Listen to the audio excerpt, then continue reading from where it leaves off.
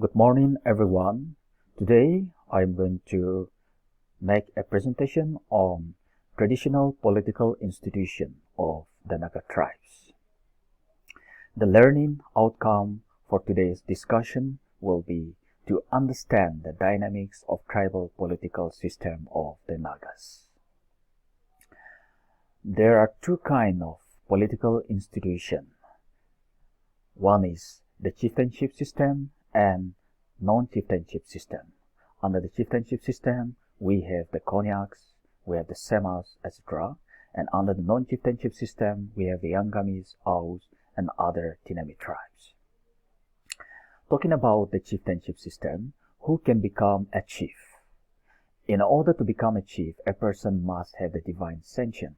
In order to determine this, he must undertake 3 rituals or tests. The first test is showing of paddy. If the paddy shown by him grows well and bears good crop, it is considered as good omen.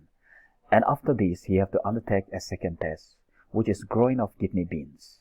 If the bean seed shown by him grows well and bears good fruit, that is considered a good omen. After this, he have to undertake the third test, that is the rearing of animals, especially cocks.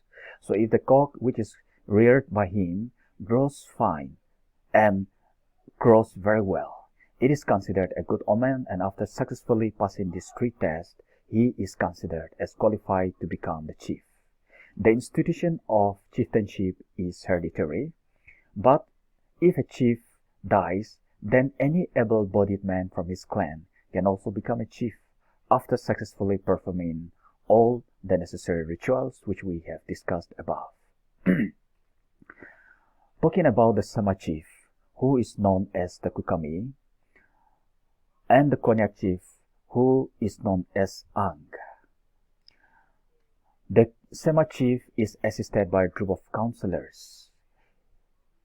His role is dual function. He have a dual role to play, which is as a religious head as well as secular head.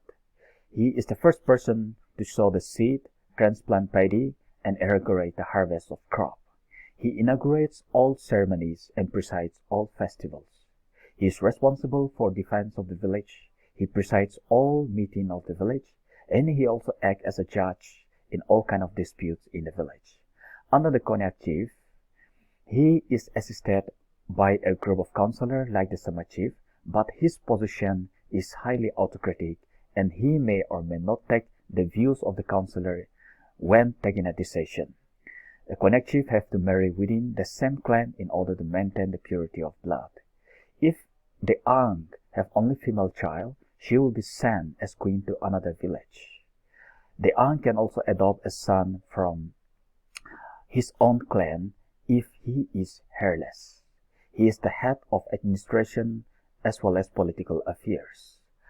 Under the non-chieftainship system, talking about the Angamis and non-Tinami tribe, there is a commander-in-chief appointed by the people during war in order to lead them in war or in order to defend the village. And there is an institution called as Kemevo or Tuvo, who is the head of religious as well as administration,